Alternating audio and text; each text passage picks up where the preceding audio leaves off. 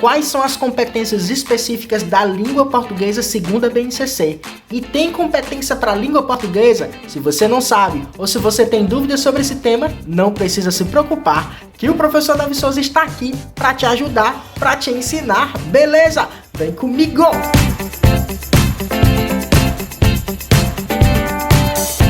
Opa! Professor Davi Souza na área, trazendo mais um vídeo para você. Nesse vídeo nós iremos falar sobre as 10 competências específicas para o componente curricular Língua Portuguesa, onde você vai conseguir entender competência por competência, conteúdo por conteúdo e contextualização por contextualização para você conseguir colocar em prática em sala de aula. E é por essa razão que eu te convido a se inscrever nesse canal para você não perder nenhum conhecimento pedagógico que vai ajudar você a se tornar um profissional melhor. Deixa o seu like e também não se esquece, deixa aqui nos comentários todas as suas dúvidas, perguntas, para que a gente possa engrandecer ainda mais o nosso campo educacional, beleza? Então vem comigo! Então vamos dar continuidade aos nossos estudos, tá certo? Falando agora sobre as competências específicas da onde? Da língua portuguesa. Nós já falamos das competências da área de linguagens, as competências gerais da própria BNCC, tá certo? As competências gerais da própria BNCC. Agora nós vamos falar sobre as competências específicas da língua portuguesa. Lembrando que a língua portuguesa, assim como a educação física, artes e o ensino da língua inglesa estão dentro da área de linguagens. Então agora nós vamos falar sobre a língua portuguesa. É importante que você tenha claro, para você entender sobre o que a gente vai falar na videoaula de hoje, sobre o que é o conceito da habilidade e competência. Na descrição desse vídeo eu já deixei para você o link das videoaulas sobre habilidade e competência para você entender esse conceito e assim se aprofundar na aula de hoje. Tá certo? Como escolher as competências? A gente vai escolher as competências a partir da nossa aula, o conhecimento que a gente vai ser trabalhado em sala de aula. A gente vai conseguir desenvolver qual competência? Esse é o questionamento. E a partir daí a gente vai escolher a competência, entendendo quais são as competências, é claro. Porque devemos trabalhar e desenvolver as competências que a gente vai trabalhar diretamente com o quê? Com a formação integral dos nossos alunos. As competências, juntamente com a habilidade, vêm formar no nosso aluno, vêm contribuir para a formação dos nossos alunos, alunos mais críticos, que venham desenvolver a sua capacidade humana de refletir, de analisar, de questionar, de indagar e de criticar determinadas situações e a partir desses questionamentos resolver problemas. Tá certo? E as competências serão trabalhadas em todos os componentes curriculares. As competências gerais em todos os componentes curriculares. As competências gerais por área, no caso da área de linguagem, somente nos componentes curriculares da área de linguagens. Peço desculpa por conta do som de fundo, tá tendo uma reforma no vizinho, mas eu precisava gravar esse vídeo aula e esse é o horário que eu tenho para gravar. Então se concentra na minha voz, foca na minha voz e vai dar tudo certo. Então vamos lá. Primeiro, para a gente entender a BNCC, a gente precisa o quê? A gente precisa baixar o documento da própria BNCC. Você vem no Google, coloca BNCC, Base Nacional Comum Curricular, MEC, você clica aqui e vai abrir essa janela. Chegou aqui, você vai clicar em BNCC em PDF. Clicou em BNCC em PDF, você vai abrir esse documento, vai clicar nessa abazinha aqui e fazer o download, vai baixar para o seu computador. Como eu já baixei para o meu computador, você vai vir aqui na página 67 e já vai abrir direto na língua portuguesa.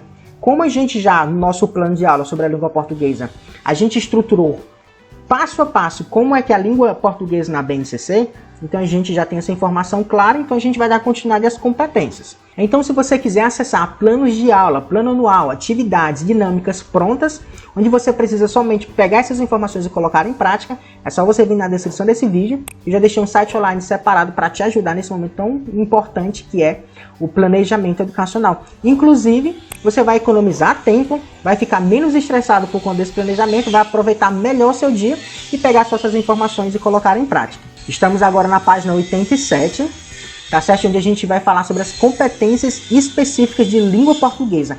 Na última aula, a gente falou sobre as competências da área de linguagens, que fazem referência à competência das áreas de linguagem para a língua portuguesa, a educação física, artes e o ensino da língua inglesa. Hoje nós vamos falar sobre as competências específicas. O que é uma competência específica? Que somente será trabalhada aonde? No componente curricular língua portuguesa. Lembrando que componente curricular e disciplina é a mesma coisa, em especial para o ensino fundamental. Então vamos lá iniciar esse processo pedagógico. Na competência de número 1 nós temos compreender a língua como fenômeno cultural, histórico-social, variável, heterogêneo e sensível aos contextos de uso, reconhecendo-a como meio de construção de identidade de seus usuários e de comunidades a quem pertence. Quando a gente falou de linguagens, a gente entendeu o quê? A linguagem é o resultado do fator histórico, onde ela veio passando de tempos em tempos e a partir dessa transformação e da mudança, ela foi se alterando, foi se transformando, foi se renovando. Essa semana eu escutei uma definição muito importante que eu achei bem prática, que a linguagem ela é como se fosse uma roupa. De acordo com o local que a gente vai, de acordo com o tempo histórico, o tempo geográfico em relação àquele espaço, a gente vai utilizar uma roupa diferente. Então a linguagem ela ficou bem metafórico essa informação, mas ficou bem claro para você. Lembre sempre a linguagem como uma roupa, porque na medida do tempo a gente vai alterando essas roupas, vai trocando essa roupa e a gente vai utilizar dada roupa em uma dada situação. Quando a gente vai para a praia, a gente utiliza um tipo de roupa. Quando a gente vai para o cinema, outro tipo de roupa. Para a igreja, outro tipo de roupa. E assim vai funcionando. Então, nas nossas aulas, quando a gente for desenvolver a competência de número 1, a gente vai problematizar situações para que o aluno possa compreender sobre a linguagem, no caso da língua portuguesa, e a gente em outros momentos também vamos falar de outras línguas, seja ela língua chinesa, japonesa, em outras situações, problemas, sobre um fenômeno cultural. Então, a língua portuguesa, a linguagem, ela é um fenômeno cultural. Por quê? Porque é a partir desse fenômeno cultural que ela é construída, desconstruída e reconstruída continuamente. A linguagem, ela tem essa função, que é uma função comunicativa, mas que com o decorrer desses fenômenos culturais, ela vai ali se transformando, se alterando. Histórico por quê? Porque isso faz parte da história. A linguagem faz parte da história, seja uma linguagem falada ou não falada, verbal ou não verbal. Social por quê? Porque está diretamente ligado com a sociedade daquele tempo. Porque a partir daquela sociedade que ela vai ser construída, ser transformada, e com a nova sociedade ela vai ali receber uma nova significação. Variável porque são múltiplas, diversa, várias. Heterogênea porque são diferentes, existem várias, são diversas. E sensíveis ao contexto de uso, por conta do exemplo da vestimenta, da roupa que eu falei para você. Construção das identidades, a linguagem está diretamente ligada à construção de identidades. Se fica mais claro para você, para cada grupo de pessoas existe um tipo de linguagem. E dentro de cada grupo, aquela linguagem é entendida. Não sei se ficou claro para você, mas quem é do rap, ele tem um tipo de linguagem. E mano, beleza, tá bacana, tranquilo, desenrolado, não sei o que, toda essa linguagem. Quando a gente vem para pessoas mais cultas, elas vêm falar de uma forma mais plausível, a fim de compreender e possibilitar um ambiente de aprendizagem. Se você notou, eu tentei trocar esse processo de comunicação para você sentir a diferença. E até mesmo com determinados grupos tem essa construção de identidades e esse tipo de linguagem da comunidade. Na competência de número 2, nós temos então apropriar-se da linguagem escrita, reconhecendo como forma de interação nos diferentes campos de atuação da vida social e utilizando-a para ampliar suas possibilidades de participação da cultura letrada, da construção de conhecimento, inclusive escolares, e de se envolver com maior autonomia e protagonismo na vida social. Ler é uma das competências que a gente vai desenvolver no tempo da escolarização. Escrever também, mas isso é um direito que as pessoas têm de adquirirem esse conhecimento. A educação é um direito. Então nós, como professores, nós vamos desenvolver e possibilitar o desenvolvimento desse direito. E quando a gente vem falar da escrita, que a gente vai se apropriar da escrita, logicamente que para cada situação a gente vai ter um nível de escrita, né? Pessoas que têm um magistério maior vão escrever melhor, vão saber colocar vírgulas, palavras, tipos de sinônimos, verbos, todas essas informações. Mas escrever é um direito. Então a gente vai desenvolver nessas aulas capacidade para que os alunos possam apropriar-se dessa escrita. E por que ele tem que aprender essa escrita? Para ele ter maior autonomia, protagonismo na vida social. Existem muitas pessoas que são analfabetas. E quando vão ao banco, quando vão a algum shopping, alguma situação, como ele não sabe escrever o seu nome, ele tem que o quê? Dedo. Tem que levar um filho. Quando é um idoso, que a situação fica ainda mais complexa, tem que levar um filho. O filho tem que assinar pelo pai, porque o pai não sabe escrever. Então, quando a gente desenvolve, quando o aluno vai se apropriando dessa informação, dessa escrita, ele vai ter uma autonomia. Por quê? Porque ele vai resolver seus problemas sozinho. Protagonismo, por quê? Porque ele vai ser protagonista daquela situação na vida social. E aí, quando a gente fala da forma escrita da linguagem, a gente vai falar também sobre a interação dos diferentes campos de atuação da vida social. É muito importante que a gente possa se apropriar dessas informações e possibilitar o quê? Da participação cultural letrada. Então, não só a linguagem verbal, mas também como a própria linguagem escrita. Competência de número 3. Ler, escutar e produzir textos orais, escritos e multissemióticos, que circulam em diferentes campos de atuação em mídias, com compreensão, autonomia, fluência e criticidade, de modo a se expressar e partilhar informações experienciais, ideias e sentimentos e continuar aprendendo. Olha como essa informação fica mais fácil quando a gente fala do TikTok. Tem aquela música. E ela tá movimentando, tá movimentando. Professor, não entendi nada do que você fez. Se você é do TikTok ou do Instagram, você percebe que eles vão colocando frases, né? Um exemplo, né? Um exemplo bem aleatório. Quais são as membranas plasmáticas? Quais são as características da membrana plasmática? Ou então eles fazem muito crítica aos professores, né? Vídeos engraçados dos professores, fazem várias situações. E dentro do TikTok, por que eu tô falando isso? É só a nível de exemplo. Ler, porque eles vão ter que ler uma informação, e não só ler essa informação escrita, que eles vão ler também uma corporeidade da linguagem, porque a gente está no corpo, movimento, aí pisca o olho, tem toda aquela movimentação, toda aquela gesticulação. Escutar, porque é a partir do ritmo, ó, movimentando, tá? E produzir textos orais, escritos e multissemióticos, através dali da sentimentalização, que circulam em diferentes campos de atuação em mídias, com compreensão, autonomia, fluência e criticidade. Então, nas nossas aulas, a gente vai problematizar situações na qual ele vinha utilizar a leitura, a escuta, e produzir textos orais, escritos, ou através somente dessa leitura, e multissemióticos, onde ele vai falar sobre esses sentimentos, sobre essas variedades. Então é muito importante essa informação que fica bem clara quando a gente falou sobre o TikTok e o próprio Instagram. Com compreensão, autonomia, fluência e criticidade. Ele não vai só fazer, ele tem que compreender o que ele está fazendo. E não só compreender, mas ele tem que ser autônomo naquilo que ele está fazendo. Fluência e criticidade, autonomia. Por que eu coloco, mais uma vez, por que eu coloquei o exemplo do TikTok? Porque quando o aluno utiliza o TikTok, ele tem que saber como a ferramenta funciona.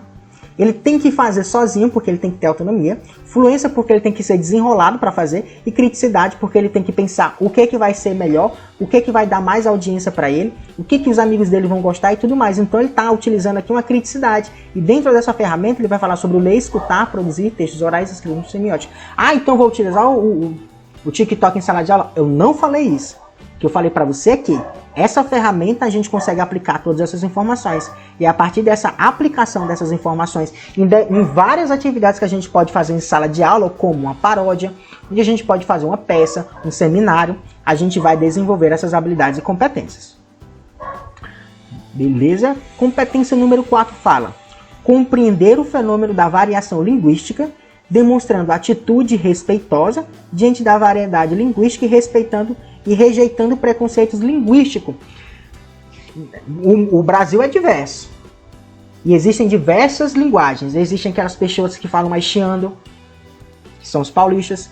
Existe o pessoal que fala cabra da peste, desenrolado, filho de uma égua, que é o pessoal nordestino.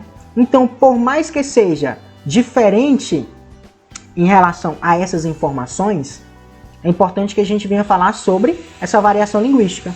E a partir dessa variação linguística, a gente vem falar sobre a condição respeitosa, porque a gente só respeita aquilo que a gente entende.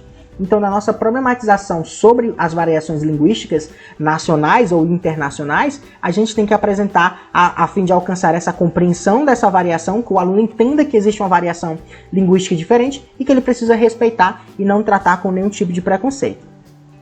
Competência número 5. Empregar nas interações sociais a variedade e o estilo de linguagem adequados à situação comunicativa do interlocutor ao gênero do discurso general, do gênero textual. Então, a nível textual, que normalmente é escrito ou não escrito, ele vai o quê? Ele tem que empregar esse tipo de linguagem, entendendo o que é uma situação comunicativa, o interlocutor e o gênero do discurso, do gênero textual, que aqui é um pouco mais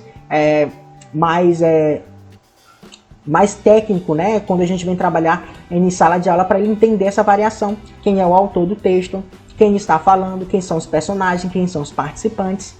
Na competência de número 6, a gente vai falar sobre analisar informações, argumentos e opiniões manifestados em interações sociais e nos meios de comunicação, posicionando-se ética e criticamente em relação a conteúdos discriminatórios que ferem direitos humanos e ambientais. Os nossos alunos, será que eles analisam informações? Será que eles têm argumentos? Será que eles têm opiniões manifestadas? E quando eles fazem um comentário lá no Instagram ou no Facebook, ou no próprio YouTube, quando você faz um comentário aqui no YouTube, será que você está analisando a informação? Será que você está criando argumentos? Esses argumentos são baseados em quê? Na ciência ou no fake news? E essas opiniões manifestadas, eles estão discriminando a opinião dos outros, eles estão expressando uma opinião. Então, em sala de aula, a gente vai problematizar várias situações para que eles possam entender realmente o que é uma análise de informação. Será que a partir dessa análise, será que a minha análise está correta? A partir de qual pressuposto ela é correta? Da ciência? A partir de uma variedade? A partir de uma situação X, de um estudo de caso? Esses argumentos, eles estão pautados em quê? Na ciência, na comunicação, na tecnologia, no conhecimento empírico. Essas opiniões manifestadas, será que toda ação de expressão é uma liberdade de expressão? Será que quando eu estou discriminando alguém no meu ato de discriminação, no meu ato de infringir alguma religião, cultura, é auto de expressão? A gente vê muito isso na atualidade, né, diante dos protestos. Se eu for protestar contra algo ou contra alguém em relação a um argumento ou um ponto de vista, quando eu estou discriminando uma cultura, um povo ou uma religião, isso não é ato de expressão, isso é discriminação. E discriminação é crime. Então a gente também tem que ter cautela sobre essas informações. Então em sala de aula a gente vai problematizar situações que venham despertar no aluno a capacidade dele analisar uma dada informação para que a partir daí ele crie conhecimento, argumentar sobre aquela opinião que a gente falou nas competências gerais, inclusive nas competências específicas das linguagens, acerca da capacidade de argumentar, porque a gente só argumenta se a gente conhece, que a gente também tem que compreender, e as opiniões manifestadas, que todos nós temos o direito democrático de expressar a nossa opinião. Competência número 7. Reconhecer o texto como lugar de manifestação e negociação de sentidos, valores e ideologias. O tema central da língua portuguesa é o texto. Então, durante as nossas aulas, que a gente vai desenvolver vários textos, através de linguagens verbal ou não verbal, a gente vai reconhecer o texto como lugar de manifestação. Que são os meios da gente adquirir conhecimento, seja através da tecnologia ou não da tecnologia. Competência número 8. Selecionar textos e livros para leitura integral, de acordo com objetivos, interesses e projetos pessoais. Estudo, formação pessoal, entretenimento, pesquisa e trabalho. Quando a gente vem falar sobre a linguagem, a gente precisa desenvolver em sala de aula a capacidade da autonomia do aluno, onde o aluno ele tem que ter essa autonomia, essa curiosidade para buscar conhecimentos. E nem todos os alunos eles vão gostar de ficção. Nem todos os alunos vão gostar de noticiário. Nem todos os alunos vão gostar de crônica. Nem todos os alunos vão gostar de outros gêneros textuais. Mas é importante que a gente tenha claro que a gente vai desenvolver, a gente vai apresentar esses textos e livros para que o aluno possa o quê? Que ele possa desenvolver esses objetivos, interesses e projetos pessoais. Se o meu aluno ele tem essa afinidade com crônicas, que ele leia mais crônicas e que no futuro ele vire um cronista, né, criando várias crônicas. Se meu aluno gosta mais de ficção, por exemplo, o livro de Harry Potter, que a gente pode trabalhar em sala de aula, se o meu aluno gosta tanto de livros de ficção, que falem sobre essa ficção de fantasia, quem sabe no futuro ele vira um autor de livros de ficção científica, que ele trabalhe na Marvel, que ele trabalhe em vários outros locais. Então a gente vai apresentar vários conhecimentos, várias informações, várias vivências profissionais e com o decorrer do tempo ele vai desenvolver, aprender esses objetivos e alcançar esses interesses e projetos pessoais, né? Que é a parte desse estudo da formação pessoal e o entretenimento. Competência número 9 fala que é a nossa penúltima competência, envolver-se em práticas de leitura literária que possibilitem o desenvolvimento do senso estético para a fruição, valorizando a leitura e outras manifestações artísticas culturais como forma de acesso às dimensões lúdicas do imaginário e encantamento, reconhecendo o potencial transformador e imunizador das experiências com a literatura. A gente entra aqui no conheço um pouco mais em relação a ser mais técnico nessa informação acerca da literatura. E a própria literatura que vai possibilitar aos nossos alunos o quê? O reconhecimento, reconhecer o potencial transformador e humanizador de experiências com a própria literatura. Então a gente vai trabalhar de uma forma diversificada, utilizando vários recursos tecnológicos, paródias, mídias. A gente vai utilizar seminários, trabalhos em equipes, trabalhos em grupos, trabalhos individuais também, apresentações, falas, leituras, apresentações, a fim de que diversificar esse campo da literatura, da leitura literária, a fim dele desenvolver esse conhecimento artístico-cultural através dessas manifestações e desenvolver o seu potencial humanizador.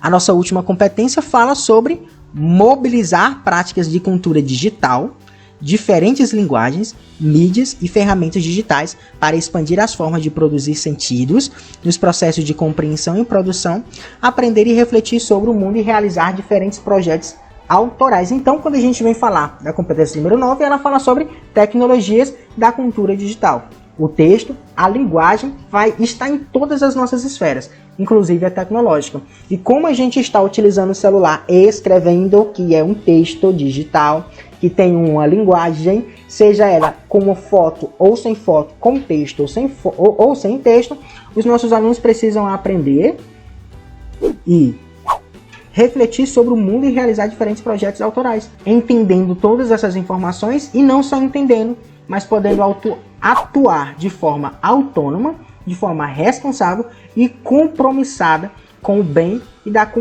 e possibilitando a cultura da paz. Que deu um erro aqui?